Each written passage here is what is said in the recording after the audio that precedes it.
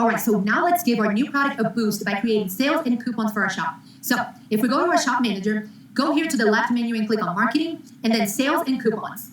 And the first thing that I'm going to do is going to create a special offer. So you can click this button right here, and you have three options. You can run a sale, send offers to interested shoppers. So those interested shoppers are going to be shoppers that have either favorited your shop or they have one of your items within their cart. So you can send them a special offer to motivate them to actually go ahead and purchase. And lastly, you can create a coupon. So I'm going to start by running a sale. And then first, you're going to choose the percentage off that you want. So I'm going to start by giving it a 30% off. So one of the reasons why I love digital products is because I've already invested my time and money into creating it, but now I have unlimited inventory. And now I would be able to offer as big as a discount as possible for my customers. So in order to launch this product well, I want to give them a big discount. So I'm going to start with 30% off. And you can choose also where this coupon is valid, if it's by country, but I'm going to select everywhere. Next, you can choose if there's a minimum order required to qualify. So it could be a total sale price here, an order total. It could be quantity. So the customers will have to buy at least 1 or 2 products in order to receive this discount. But for me, I'm going to say none. Next, we're going to decide on the duration of our sale. And we can choose up to 30 days for our sale to run. So I'm going to start today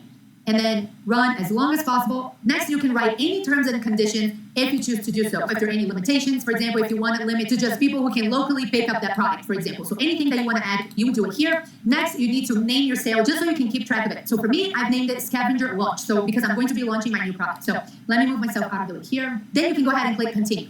Next, you're going to select which listings you want to include on the sale. So you have the drop-down menu here based on the different sections, or you can quickly search them here. And then all of the options with that word in it would come up. So I'm just going to add this one, and then you can add more listings as well if you had more listings. So lastly, you're just going to review and confirm all of the details about your sale, and then you're ready to create your sale. So confirm and create discount, and now you can actually share those to your social media accounts, especially if you have already connected them, which I haven't yet. So because I haven't connected them yet, I'm not going to create any of these posts right now. So just for you guys to see what it looks like, we can just visit our Etsy shop. Let me open that in the new page. And you would see here that customers would see our offer with the sale going on. So with the original price crossed off and then the actual sale price. And then if you click on the listing, it would also show it here the sale price. And once your sale is getting to the end, it will actually show how long, how many hours left there is on the sale. So that gives the customers a sense of urgency. So I really like this feature that Etsy offers. And if we go back to our shop manager, now I want to show you guys how to create a coupon. And you can create your own coupon for your own purposes. Maybe you're partnering with an influencer, or maybe you want to use that on specific social media platforms. But Etsy has special types of coupons that I definitely think you should be taking advantage of. So they have the abandoned cart coupon, and those are coupons that are going to be sent to people who have added your product to their carts, but they haven't finalized the purchase. The other type is the recently favored campaign. And that's going to be an email sent to customers who have favorited your shop. And they can do that by clicking on this little heart right here once they favorite your shop, or even through the product listing. They're able to favorite your shop. So this coupon would be sent to those shoppers. And then lastly, the post-purchase thank you coupon. So this is going to be emails and also messages sent to customers who have already purchased from you. And maybe you want to offer them an additional coupon to say thank you, to motivate them to either buy another one of that product or a new product from your shop. So you can easily set up a campaign here, and I'll show you how to do that. So you can click set up campaign, and you can choose the type of campaign you want. We're going to leave the abandoned cart shoppers campaign. Then choose the percentage off that you want to offer. I'm going to offer 20% to really entice them to buy if they are having second thoughts or anything like that. And then choose your coupon code. So this is going to be the discount code that they're actually going to be using in order to receive the discount. So for me, it's going to be last chance. This way, I'm giving them a sense of urgency. Hey, you didn't complete your purchase. This is your last chance to get it with 20% off. So I like this coupon. Okay, now I can review and confirm. And this is going to be applied for any listings on your shop that people have added to their cart and have abandoned their cart. So just a reminder for that. And then now you can launch campaign. And the same way, you can share this campaign on your social media accounts, or you can copy the link to this campaign and send it to specific people. So this way, this coupon will be automatically applied. All right, once you're done, I want to show you now how to create a coupon from scratch. And now I'm going to add a new special offer. Okay, now I'm going to create a coupon here. And the same way that you would do with a sale, you're going to start by choosing the percentage off. So for me, it's going to be 10%. I'm not going to select any minimum order to qualify. You could also send this as a thank you. So this would be a type of campaign, just like the one suggested by Etsy, to where it would be automatically sent to customers who have already purchased from you. So I'm going to click on yes. And when you're running coupons, you actually don't have that time limitation. So you can start today or whenever you choose, and then either choose an end date or select this box right here for no end date. And now you can select your coupon code as well. So for me, it's going to be special gift. So I really like this coupon code because it gives the customer the feeling that they're getting something for free, even if it's just a 10% off. And now review and confirm, reviewing all of the details again. And once again, this is going to be for the whole shop, so all of your listings. And then you can go ahead and confirm and create discount. And the same way, you can be sharing this on your social media accounts. You can copy the link to that specific sale and then share with people on your social media channels, or you can send it to maybe an email list that you already gathered of customers from your website or anywhere else. And then lastly, you can just scroll down here to see all of the different coupons and campaigns that you have going on. And it's going to tell you if it has expired, how many times it's been used, as well as how much revenue it has generated for you. So you can easily see what's working and what's not working, if it's worth it for you to maybe launch more campaigns. So I hope you guys found this helpful. I will highly encourage you to use these strategies to grow your Etsy shop. So if you have any questions, be sure to leave those below, and let's get to the next video.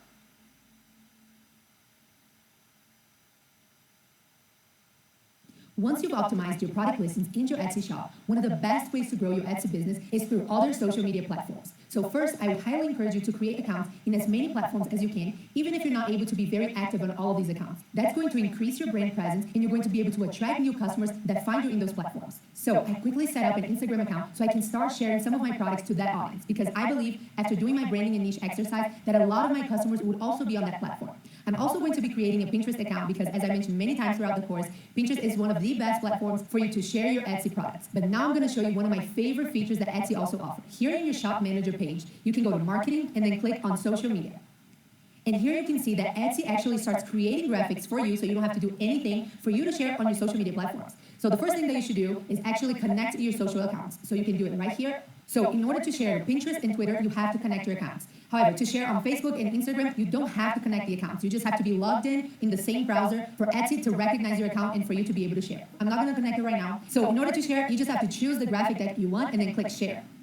And then here you can add a caption, or you can use Etsy suggested caption here that they grab it from your listing, from your title, and some hashtags as well. And then all you have to do is just click on Next, and then select which social account you want to share it to. And I also wanted to show you how easy it is to share each one of your listings to your social media accounts. So you can just open your Etsy listing here, and then you're going to see all of these different tools right here. And then as you can see from here, you can share on Facebook, on Pinterest, and as a tweet as well. So for example, if I wanted to share to Pinterest, I just had to click on Save, and then just a reminder that you just need to be logged into your account for Etsy to recognize it, and then you'll be able to choose the board that you wanted to pin to, and then you just have to click on Save. And the last thing I wanted to say is that whenever you create your social media accounts, don't miss the opportunity to add your Etsy shop URL to your profile bio or any link opportunity that you can add it to. So definitely do that to your Pinterest account. I've done that to my Instagram account that I just created. There are no posts yet. But as you can see, you're able to add a website when you're creating your profile. And I went ahead and added my shop. And if I click it, you can see that it goes straight to my shop. You could also add a link to your best-selling listings or one of those links that you get once you create a campaign, a sale, or a coupon. So this is definitely a wonderful strategy to start growing your Etsy shop. If you guys have any questions, be sure to leave those below, and let's get to the next video.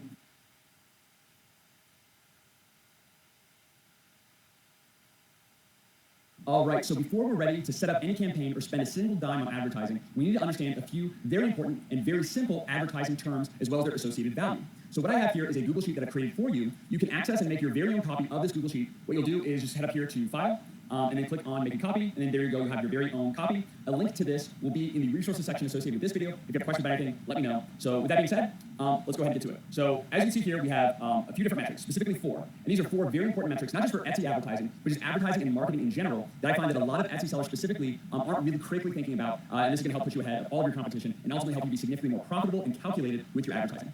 First, we have what's called conversion rate, okay? What is conversion rate? Conversion rate simply is the number of visitors to either a specific Etsy product or just your overall Etsy store, right, divided by the total number of sales. So basically, total number of visitors to all of your Etsy products divided by total number of sales for all your Etsy products, or it could be total number of visitors for a specific product divided by the number of sales, okay? And that's going to give you your conversion rate, which is expressed, as you can see, as a percentage, okay? Now, how do we find our Etsy conversion rate? It's actually very simple. So what you can do, log into your Etsy shop, go ahead and head over to Stats. So click on Stats.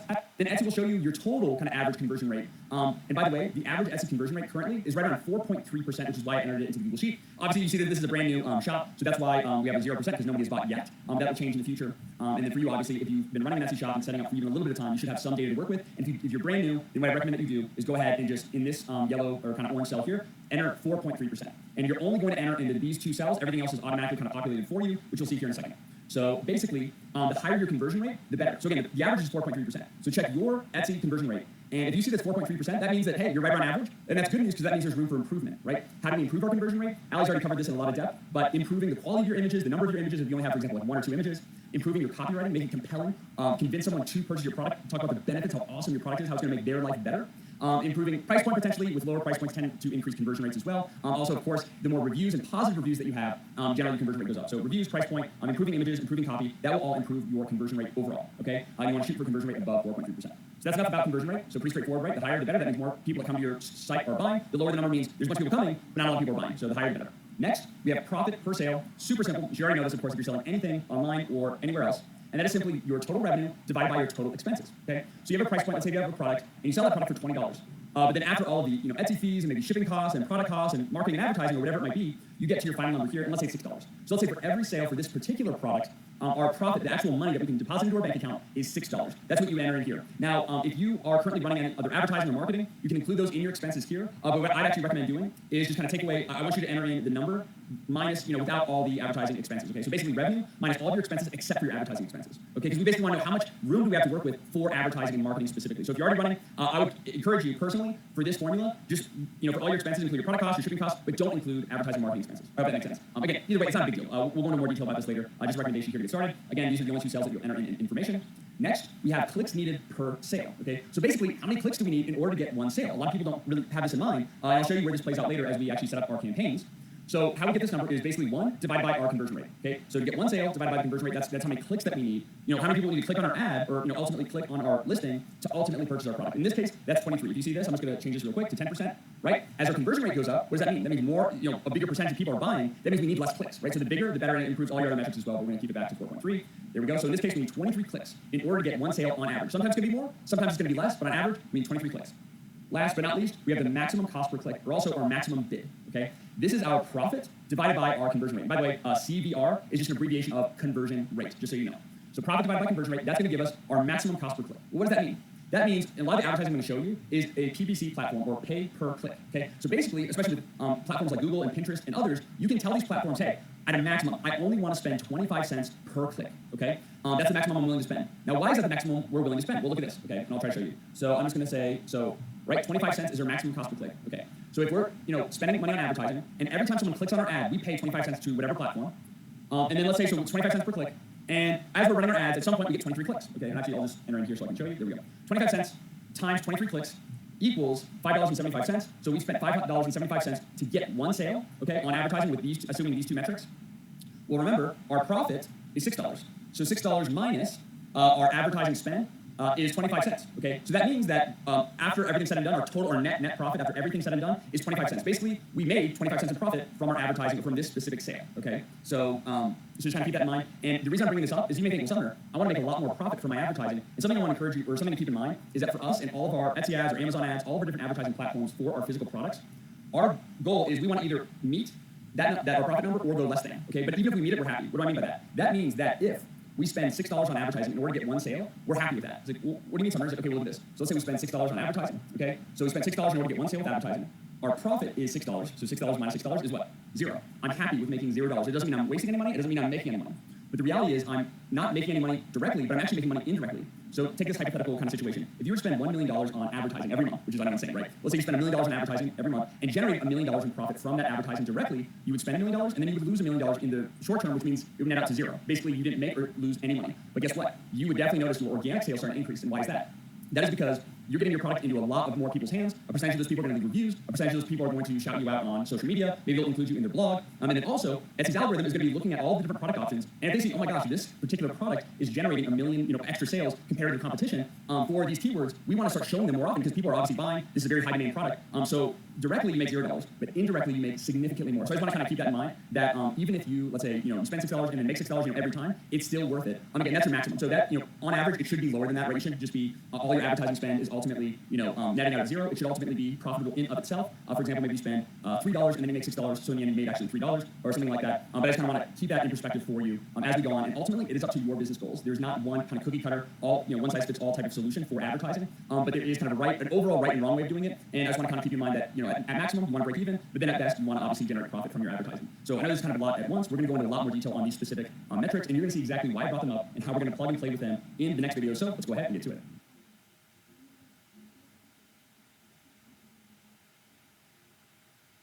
All right, so the first form of advertising that we're going to be discussing is Etsy ads. So specifically, advertising on the Etsy platform itself. And just kind of highlight what I'm talking about or what this looks like is if you go to Etsy, just type in kind of any product that you're interested in purchasing. In this case, I use the example of a knit phone case. And if we see in the very top search results, what do we see, right? We see, a typical Etsy listing. We have an image, we have price point, we have reviews, but something else you'll notice that's interesting is we have the word ad, right? Ad by Man-Made Knitting, okay? So these, right here, anywhere you see the ad, these are actually ads. And they look very, very similar to an Etsy listing, but basically what you can do is pay Etsy, and when you pay Etsy, they can promote certain listings and basically boost them in search results. So for example, if I'm selling a knit phone case, right, I might benefit and ultimately make more sales and profit by paying Etsy to boost me in the search results, just like you see here, instead of showing up, further down the page. Okay, so that's kind of pretty straightforward Etsy advertising. But also, when you advertise through the Etsy platform, which I'm going to show you to do in the next video, what a lot of people don't realize is you also gain access to what's called Google Shopping Ads. So what do I mean by that? Okay, well, if we go to Google and we type in knit phone case, what do we see in the very, very top of search results before anything else? We see ads, just like you see here, ads for knit phone case.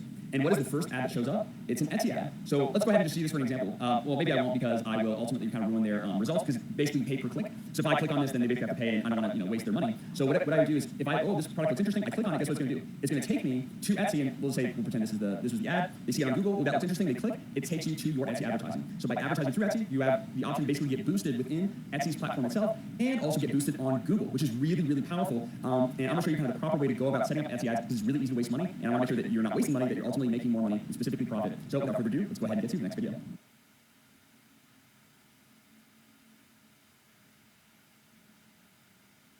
In this video, we're going to be diving into Etsy advertising, and I have some good news and some bad news. The good news is that Etsy ads are extremely simple and easy to set up. The bad news is that they're a little bit more difficult to control. So in the past, you were able to have much more control over your Etsy advertising, which ultimately enabled you to really ultimately get better results for those who knew how to advertise correctly. But unfortunately, more recently, Etsy, in an effort to try to make things more simple, has removed a lot of the analytical kind of capability and some of the changes that you're able to make.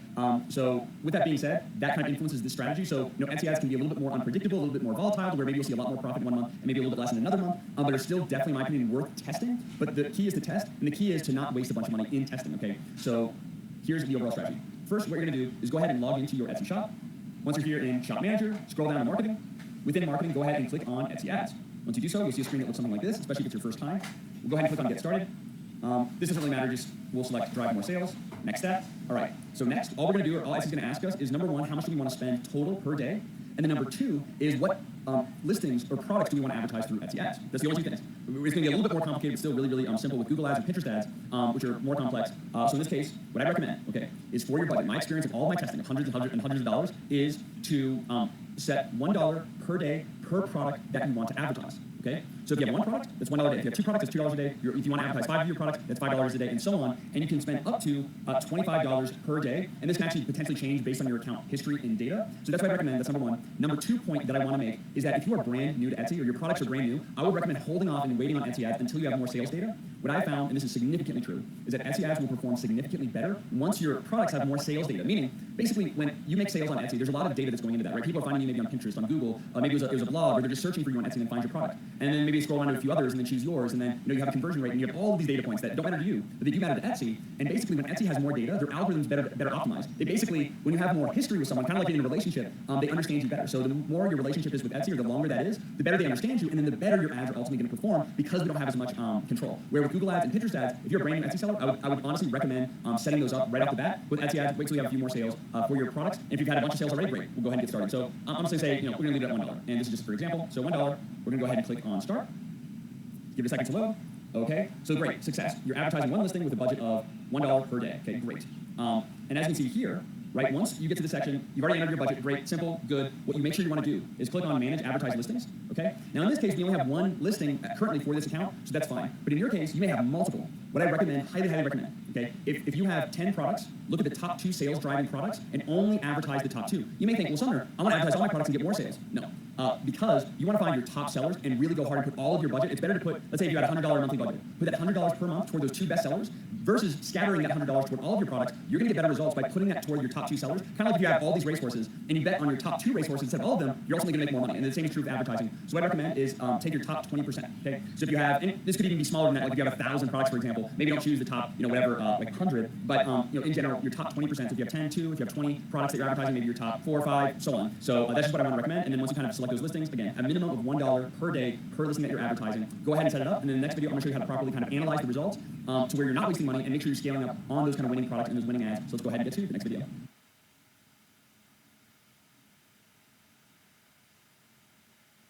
So once you've set up your Etsy ads and you've begun advertising your listings, it's time to start trimming the fat. So you sort of think about paid advertising in Etsy ads like casting a net for fish. Maybe in certain areas you cast your net and there's a lot of fish, but in other areas you kind of cast your net and there's not a lot of fish. Your net being your budget and then fish being your profit. So the reality is of paid advertising in business in general means you'll likely have to put some money forward before making money back, and then sometimes it may feel a little bit wasted at the beginning because you'll start spending money and then realize, oh wait, that money that I spent didn't make me any money back, but it's not wasted because we're going to be using that data to make better informed decisions and ultimately generate more profit in the long term. So I just encourage you to have a long-term focus with any business endeavor, including paid advertising like Etsy ads. So I want to make that clear. And then number two is for this specific process that I'm going to cover, which is very simple. You want to do this, but I would recommend after 30 days. So if you've already followed my recommendation, which hopefully you have, you've been spending $1 per day per listing. With that lower budget, what I recommend is kind of spacing that out and then waiting for 30 days before your first ad optimization, and then also optimizing your ads maybe every 30 days. And the reason for this is because with Etsy advertising and all advertising in general, a lot of people are going to click on your ad. But guess what? They're not going to buy right away. Some people will, but a lot of people will save it to their wish list, or they'll look for other options, and they may not buy for a few days to a few weeks later. So that's why we want to make sure we give enough time, because imagine if we only waited, let's say, a few days, and we saw, oh, a bunch of people clicked on my ad, but nobody bought. Oh, this is unprofitable. I'm going to turn off this ad. And then what happens is, you may find out later that people actually would buy, or a few people did buy, and it would have been profitable if you would have kept it on. So that's the reason for about 30 days. It's also what Etsy recommends, and I don't just follow it because that's what Etsy recommends. I've run a lot of paid advertising, not just on Etsy, but many other platforms,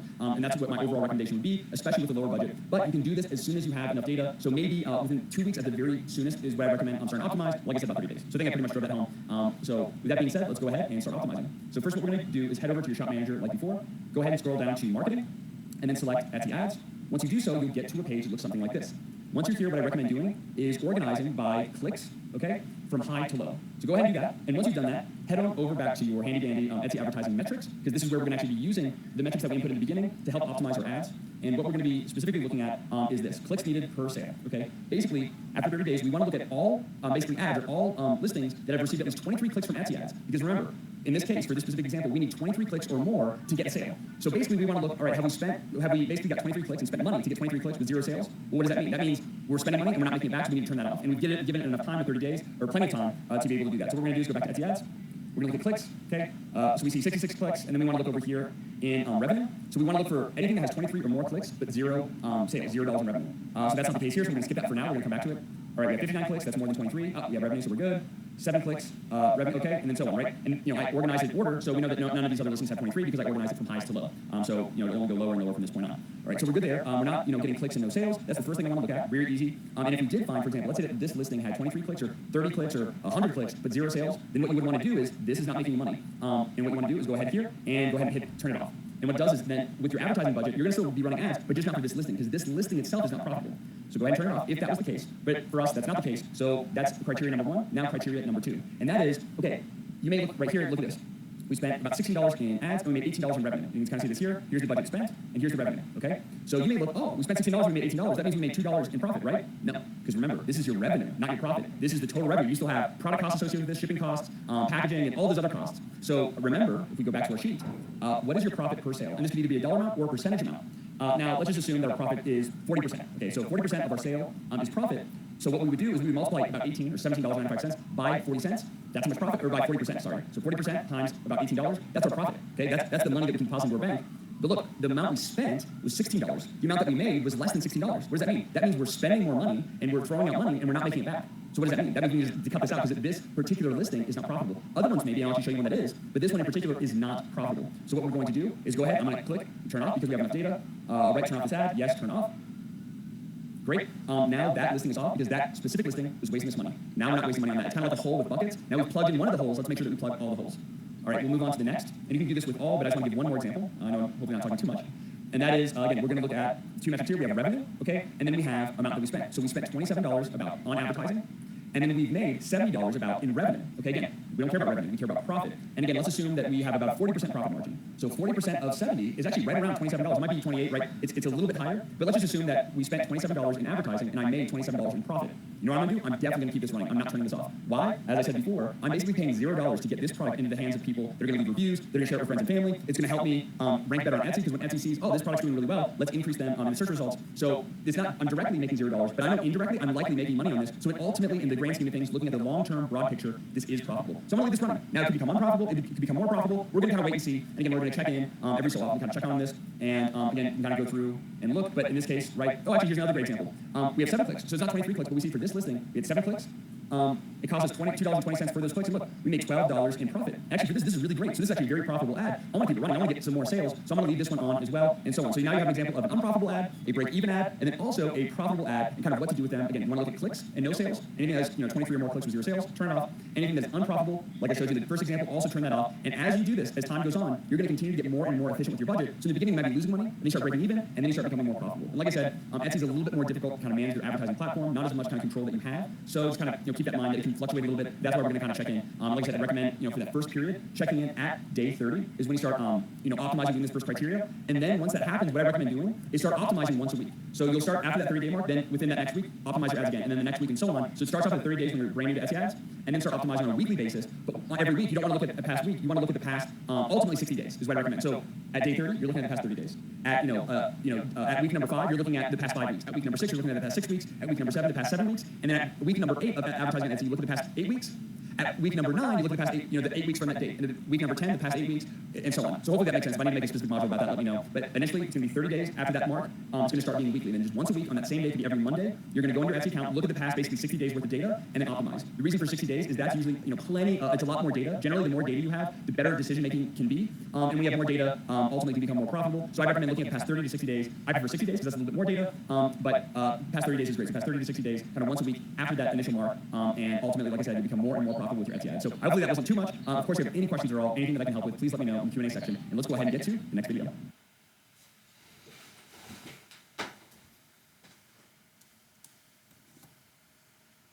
In this video, you're going to learn 2 very simple, very important